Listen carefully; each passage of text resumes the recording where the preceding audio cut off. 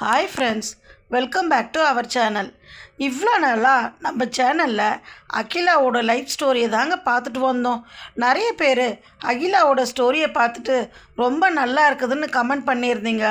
Friends, நீங்கள் மறக்காமல் எனக்கு எதனா தெரிவிக்கணுன்னா கமெண்ட் மூலயமா தெரிவிங்க ஃப்ரெண்ட்ஸ். நான் அதை பார்த்துட்டு நான் கரெக்ட் பண்ணிக்கிறேன். இன்றைக்கி நம்ம அகிலாவோட அக்கா பாரதி ஸ்டோரியை தாங்க நம்ம இந்த வீடியோவில் பார்க்க போகிறோம்.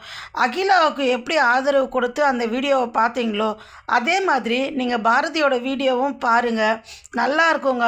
இந்த வீடியோலாம் பார்த்துட்டு நீங்கள் நல்லா என்ஜாய் பண்ணுங்க. ஏன்னா இது ஒரு உண்மையான ஸ்டோரிங்க. அதனால் அவங்க லைஃப்பில் எப்படி வாழ்ந்தாங்க, எப்படி கஷ்டப்பட்டாங்க, அவங்க பிள்ளைங்களை எப்படி வளர்த்தாங்க, அவங்க பிள்ளைங்களை எப்படி படிக்க வச்சே பெரிய ஆளாக்குனாங்க, இதெல்லாம் தாங்க நம்ம இந்த வீடியோவில் பார்த்தோம். இது இனிமேல் வரப்போகிற இதுவை இன்னும் இன்ட்ரெஸ்டிங்காக இருக்கும். மறக்காமல் வீடியோவை ஸ்கிப் பண்ணாமல் பாருங்கள். வாங்க பாரதியோட ஸ்டோரியை பற்றி இந்த வீடியோவை பார்க்கலாங்க. பாரதியும் ரொம்ப கஷ்டப்பட்டு வயல்வெளியிலலாம் வேலை செய்வாங்க. அவங்க அம்மாவா நீங்கள் போய் வேலை செஞ்சுட்டு வாங்க அப்படின்னு சொல்லுவாங்க. பாரதியும் எந்த வேலையாக இருந்தாலும் பரவாயில்ல நம்ம செய்யலான்னு சொல்லிவிட்டு நாற்று நடுவா, வயலில் போய் களை பறிப்பா, அந்த மாதிரி வேலையெல்லாம் செய்வா.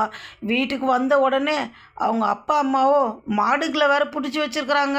அந்த மாடுங்களுக்கு தண்ணி காட்டவும், அந்த சாணத்தை எடுக்கவும், அதுங்களுக்கு பில்லு அறுத்துன்னு வந்து போடவும் இதே வேலையாக தாங்க இருக்கும். அகிலாவும் செஞ்சால் பாரதியும் செஞ்சாங்க. அந்த அளவுக்கு ரொம்ப உழைப்பாளிங்க அகிலாவும் பாரதியும். அந்த மாதிரி நிறைய 1 மாடு 2 மாடாச்சு, 2 மாடு 4 மாடாச்சு. இந்த மாதிரி இவங்களால தாங்க அந்த குடும்பமே முன்னுக்கு வந்துச்சு.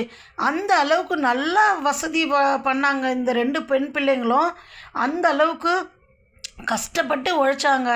சரி, பரவாயில்ல, நம்ம பாரதிக்கு வயசாகிட்டே போகுது, கல்யாணம் பண்ணிடலாம் அப்படின்னு சொல்லிட்டு மாப்பிள்ளையை பார்த்தாங்க. அதுவும் அவங்க அம்மா வீட்டுக்கும் மாப்பிள்ளை வீட்டுக்கும் ஒரு 50 கிலோமீட்டர் இருக்குங்க. அந்த மாதிரி இடமானு பார்த்து மாப்பிள்ளை வரவே சரி ஓகே கல்யாணம் பண்ணலான்னு கல்யாணம் பண்ணிடுறாங்க. அந்த பாரதிக்கும் ரொம்ப இஷ்டமாச்சு. சரின்னு அவளும் அந்த கல்யாண வாழ்க்கைக்கு அர்த்தமாக அவள் ப்ரெக்னெண்ட்டாக ஆகுறாங்க. அந்த ப்ரெக்னென்ட் ஆன பிறகு அந்த கல்யாண வாழ்க்கையை ரொம்ப சந்தோஷமாக அனுபவிக்கிறாங்க. பார்க்கில் வரத்தும், அங்கே இருக்கிற செடிகளில் இருக்கிற பூவுகளை பறிக்கிறதும், இதே மாதிரி அவள் ரொம்ப ஜாலியாக என்ஜாய் பண்ணுறாங்க. இந்த மாதிரி என்ஜாய் பண்ணிகிட்டு இருக்கும் போது அவளுக்கு பிரசவ நேரம் கிட்ட நெருங்க சரி நம்ம தாய் வீட்டுக்கு போயிடலாமான்னு ஒரு ஆசை. இருந்தாலும் தன் கணவன் நல்லா பார்த்துக்கிறாங்களே, நம்ம எப்படி போகிறது அப்படின்னு ஒரு பக்கம். சரி நம்ம போயிடலான்ட்டு தாய் வீட்டுக்கு போன பிறகு அவள் அழகான ஒரு பெண் குழந்தையை பெற்றெடுத்த உடனே ரொம்ப சந்தோஷம் பாரதிக்கும் அவங்க அக்காவுக்கும். ஓகேங்க, இந்த பாரதியோட தொடர்ச்சி கதை நம்ம நாளைக்கு இந்த தொடர்ச்சியான கதையை பார்க்கலாம் ஃப்ரெண்ட்ஸ். Thank you for